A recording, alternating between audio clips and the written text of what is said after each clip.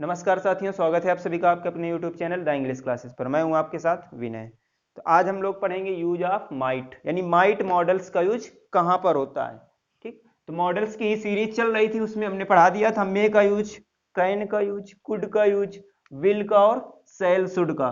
ठीक, तो आप पिछली वाली वीडियो में देख सकते हैं। तो अब पढ़ना है use of might, use of might. तो माइट का यूज पहले कहाँ करते हैं? सबसे नंबर वन पे। तो सबसे नंबर वन पे करते हैं, आपने पढ़ा होगा कि पास्ट सेंस में यूज होता है इसका। किसमें?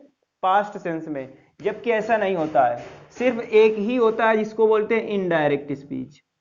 इनडायरेक्ट स्पीच, नरेशन में डायरेक्ट स्पीच और इनडायरेक्ट स्पीच में। तो इनडायरेक्ट स्पीच में मे का पास्ट क्या हो जाता है? माइट। बस उसी सेंस में होता है पास्ट में, बाकी सब में प्रेजेंट सेंस में इसका यूज होता है।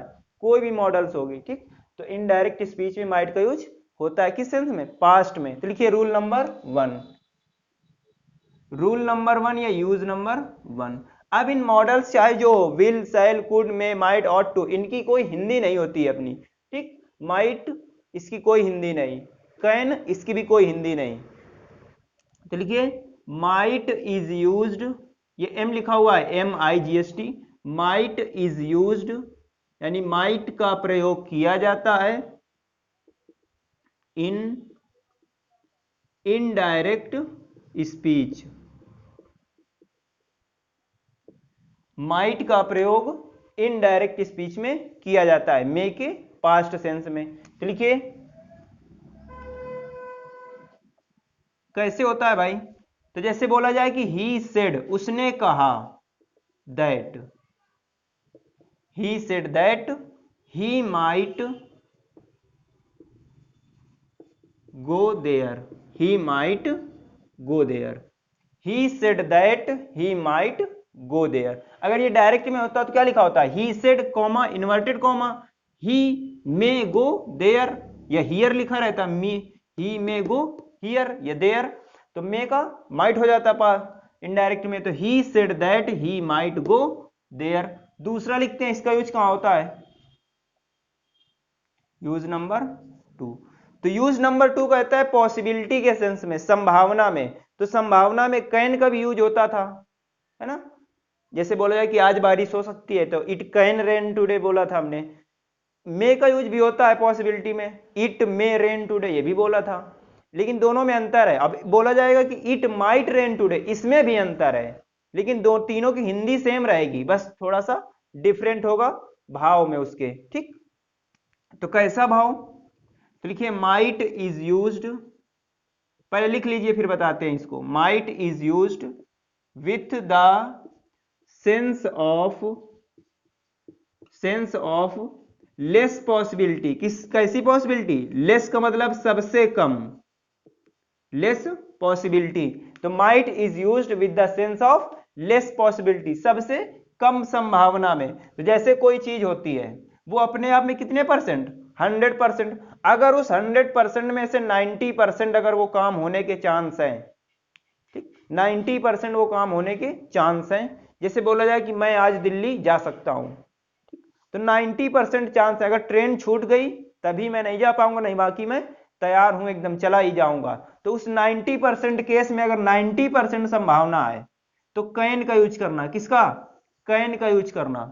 अब अगर 50% चांस है तो मे का यूज करना। कितने परसेंट? 50%, आधा आधा। ठीक, अब अगर 10 से 15%, बस इतना ही चांस है कि हो गया तो हो गया, नहीं कोई बात नहीं, तो वहां पर माइट का यूज करना है। किसका? माइट का। जैसे अब आसमान खुला है, धूप है, अब अचानक से बारिश होने लगे, तो कोई पहले सोच सकता था क्या कि बारिश होगी? लेकिन कोई कह दे कि आज बारिश हो सकती है, तो कितने परसेंट? 10-15% चांस है। तो इट माइट रेन टुडे। तो जब संभावना होगी सबसे ज्यादा तो कैन का यूज, उससे कम होगी 50-50 में तो मे का यूज, सबसे कम संभावना होगी तो माइट। तो ये तीनों संभावना में आते हैं, पॉसिबिलिटी में। तो अब पढ़ना है माइट का यूज। तो माइट का यूज सबसे कम संभावना में। तो लिखिए इसका एग्जांपल। एग्जांपल से पहले स्ट्रक्चर लिख लीजिए। स्ट्रक्चर वही है, subject plus might, subject plus might, इसके बाद वर्ब की फर्स्ट फॉर्म। हमने कहा था कोई भी मॉडल्स आएगी उसके बाद वर्ब की first form, will, shall, can, could, might, कुछ भी आएगा। इसके बाद अदर वर्ड, तो subject plus might plus verb की first form plus other word. Example, जैसे बोला जाए कि हिंदी में कि आज बारिश हो सकती है, तो it might rain today, it might rain today. ठीक, ज्यादा संभावना नहीं है, बस थोड़ी सी संभावना है, 10-5%, तो इट माइट रेन टुडे। दूसरा बोला जाए कि वह आज कानपुर जा सकता है, तो he might go to Kanpur, वह कानपुर जा सकता है, तो he might go to Kanpur. ठीक, अब अगला यूज लिखिए, लिखो इसको जल्दी से।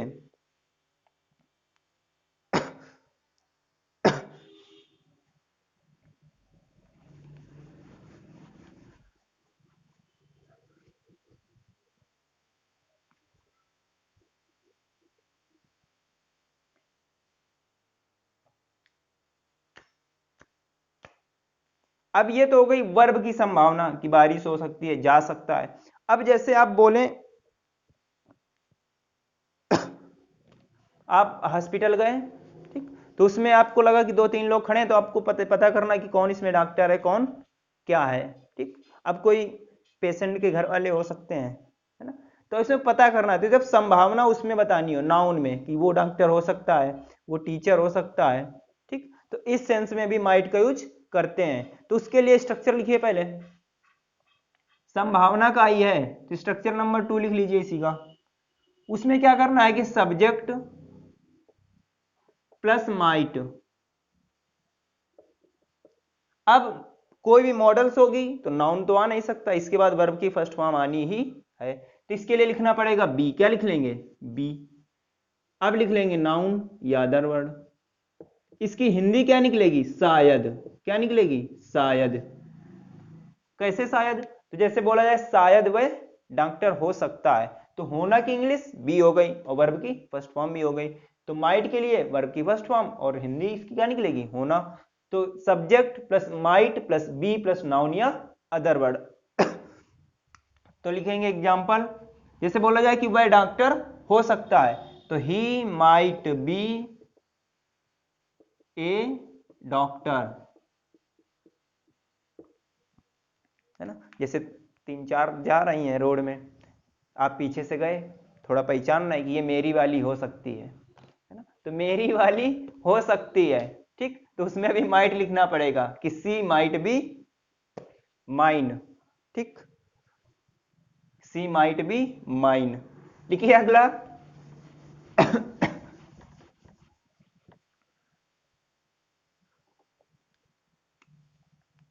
अगला लिखिए तीसरा। अब बोलना हो कि शायद ही, क्या बोलना हो, ये तो था शायद में, अब बोलना हो कि शायद ही, तो बोला जाए कि वह शायद ही जा सकता है स्कूल, है ना, क्योंकि घर में मम्मी पापा तो है नहीं, अब वो घर में खेलेगा आराम से, तो क्या कहेंगे, वो शायद ही स्कूल जा सकता है। तो उस सेंस में क्या होता है स्ट्रक्चर, तो लिखिए subject plus might, subject plus might, इसके बाद लिखना है हैव। क्या लिखना है, हैव। तो subject plus might plus have plus verb की third form plus other word. इसकी हिंदी क्या निकलेगी, शायद ही। तो जब सिर्फ शायद बोलना हो कि शायद वह कानपुर जा सकता है, शायद बारिश हो सकती है, तो ये स्ट्रक्चर रहेगा इससे पहले वाला। और नाउन में ये रहेगा शायद डॉक्टर हो सकता है, वो शायद ये हो सकता है, शायद वो हो सकता है। अब ये रहेगा शायद ही बोलना हो कि subject plus might plus have plus verb की third form plus other word. जैसे बोला जाए वह शायद ही स्कूल जा सकता है, तो एग्जाम्पल क्या होगा, he might have gone to school, he might have gone to school. अब टू द स्कूल होगा कि सिर्फ टू स्कूल होगा, तो ये बात हमने आर्टिकल में पढ़ाई है, तो आप पिछली वीडियो में देख सकते हैं, ठीक। तो कोई चीज होती है, कोई भी बिल्डिंग बनेगी, कोई भी चीज बनेगी, तो उसके दो पर्पज होते हैं, एक होता है प्राइमरी पर्पज, दूसरा सेकेंडरी। अब ये प्राइमरी क्या होता है, सेकेंडरी होता है। तो जो चीज जिस उद्देश्य से बनी है उसको बोलते हैं प्राइमरी पर्पज, और दूसरा काम करेंगे वहां पर तो सेकेंडरी पर्पज। जैसे स्कूल बना है सिर्फ पढ़ने और पढ़ाने के लिए, ठीक, तो ये पढ़ना और पढ़ाना प्राइमरी पर्पज हुआ। तो जब प्राइमरी पर्पज होगा तो कोई आर्टिकल नहीं आएगा, इसलिए स्कूल से पहले द नहीं आया, इसका मतलब वह स्कूल पढ़ने ही जाएगा। ठीक, अगर यहाँ टू द स्कूल लिखा होता, द स्कूल, तो स्कूल पढ़ने नहीं और कुछ करने जाता। ठीक, और कुछ करने का मतलब जैसे लंच देने जा रहे हैं आप, मीटिंग में जा रहे हैं, इस तरह से। और कुछ का मतलब आप वो ना समझ लेना कि he might have gone to school. तो subject plus might plus have plus verb की third form plus other word, शायद ही। लिखिए अगला रूल क्या कहता है, चौथा। अब अगला रूल कहता है कि इसको कंडीशनल में यूज करना है। कैसे, कंडीशनल में, संभावना। तो कंडीशनल में कैसे होता है, तो उसको बोलते हैं इफ क्लाउज। कौन सा, इफ क्लाउज। इफ का मतलब यदि। ठीक, तो जैसे बोला जाता है कि ना, यदि तुम पढ़ोगे तो पास हो सकते हो। ठीक, यदि तुम काम करोगे तो सफल हो सकते हो। ठीक, तो इफ क्लाउज के साथ क्या क्या आएगा, तो भाई दो बनेंगे, एक होगा सब्जेक्ट, अगर इसके बाद वर्ब की सेकंड फॉर्म है। कौन सी, second form. If plus subject plus verb की second form plus other word, plus क्या रहेगा, फिर से सब्जेक्ट रहेगा। अब इसके बाद रहेगा माइट। अब कोई भी मॉडल्स होगी तो वर्ब की फर्स्ट फॉर्म लेगी, तो माइट के बाद वर्ब की first form plus other word. एक तो हो गया ये स्ट्रक्चर कि इफ के बाद सब्जेक्ट प्लस वर्ब की second form plus other word plus subject plus might plus verb की first form plus other word. ये पास्ट में था तो ये भी पास्ट में हो गया, तो वर्ब की सेकेंड फॉर्म तो माइट का यूज होगा। अब इसी में अगर इफ के बाद लिखा हो सब्जेक्ट, ये पास्ट इंडेफिनिट था, अब ये बनेगा पास्ट परफेक्ट में। तो पास्ट परफेक्ट क्या कहता है कि यदि सब्जेक्ट के बाद हैड लिखा हुआ है और वर्ब की थर्ड फॉर्म लिखी है प्लस अदर वर्ड लिखा हुआ है, तो फिर से आएगा सब्जेक्ट, सब्जेक्ट तो रहेगा भाई। अब इसके बाद माइट भी रहेगा, माइट भी आ गया, तो माइट आ गया। तो जब हैड प्लस वर्ब की थर्ड फॉर्म रहेगी तो हैव प्लस V3 रहेगा। क्या रहेगा, हैव प्लस V3। ये माइट के बाद वर्ब की फर्स्ट फॉर्म है हैव, हैव हैड हैड बोला था, तो हैव प्लस वर्ब की third form plus other word. तो दो स्ट्रक्चर इफ क्लाउज में, सब्जेक्ट प्लस वर्ब की second form plus other word plus subject plus might plus verb की first form plus other word. तो जो बस दो चीज देखना है, अगर वर्ब की सेकंड फॉर्म है तो माइट के बाद वर्ब की फर्स्ट फॉर्म लगा देना, अगर हैड प्लस वर्ब की थर्ड फॉर्म है तो माइट के बाद हैव प्लस वर्ब की थर्ड फॉर्म लगा देना। ठीक, इसका स्ट्रक्चर क्या होगा, स्ट्रक्चर तो लिख ही गया, एग्जाम्पल क्या होगा। एग्जाम्पल कहता है कि इफ, एग्जाम्पल कहता है इफ ही वर्कड हार्ड, यदि वह कठिन परिश्रम करेगा। If he worked hard he might succeed, सफल हो सकता है। ठीक, तो if he worked hard he might succeed. देखो वर्कड हार्ड वर्ब की सेकंड फॉर्म आई तो इसलिए माइट प्लस वर्ब की फर्स्ट फॉर्म, तो सक्सीड होती है वर्ब की फर्स्ट फॉर्म। सक्सीड का मतलब सफल होना, और सिर्फ सफल को बोलते हैं सक्सेस, सफलता। ठीक, तो सक्सीड सफल होना ये वर्ब है, सक्सेस सफलता वो नाउन है। तो if he worked hard he might succeed. ठीक, लिखिए इसको।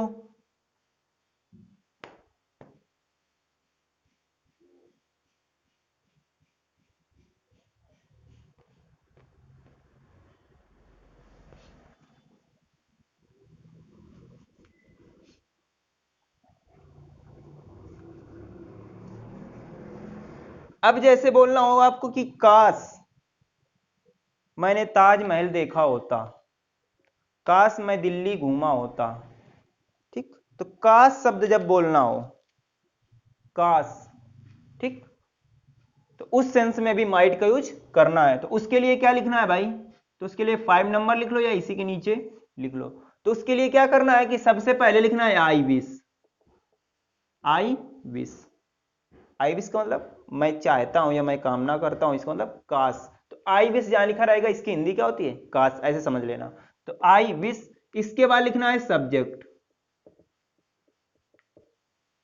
अब काश बोलेगा तो ये पास्ट की बात होगी ना, कि मैं घूमा होता, तो पिछली बात होगी, प्रेजेंट की बात तो हो नहीं रही होगी। तो माइट के बाद क्या लिखना है, सब्जेक्ट प्लस माइट। ठीक, इसके बाद अगर वर्ब की फर्स्ट फॉर्म लिख देंगे तो प्रेजेंट में यूज हो जाएगा। अब इसके बाद लिखना होगा हैव, क्या लिखेंगे, हैव प्लस वर्ब की third form plus other word. इसका किस सेंस में, काश के सेंस में, काश बोलना हो कि काश मैं ताजमहल घूमा होता, या ताजमहल मैंने देखा होता। ठीक है, काश में चिड़ियाघर घूमा होता। तो क्या लिखेंगे भाई, स्ट्रक्चर तो हो गया। अब एग्जाम्पल लिखेंगे। एग्जाम्पल क्या कहता है कि I wish I might have. अब सी की थर्ड फॉर्म क्या होती है, seen the Taj Mahal, the Taj Mahal. काश मैंने ताजमहल देखा होता। तो I wish I might have seen the Taj Mahal, काश मैं वहां गया होता। तो जब पछतावा का सेंस हो, पछतावे तो हो रहा है ना, इच्छा हो रही है, काश मैं ताजमहल गया होता, काश मैं ताजमहल घूमा होता, तो उस सेंस में किसका यूज करते हैं, माइट का। तो I wish subject plus might plus have plus verb की third form plus other word. ठीक, ओके, टाटा बाय बाय।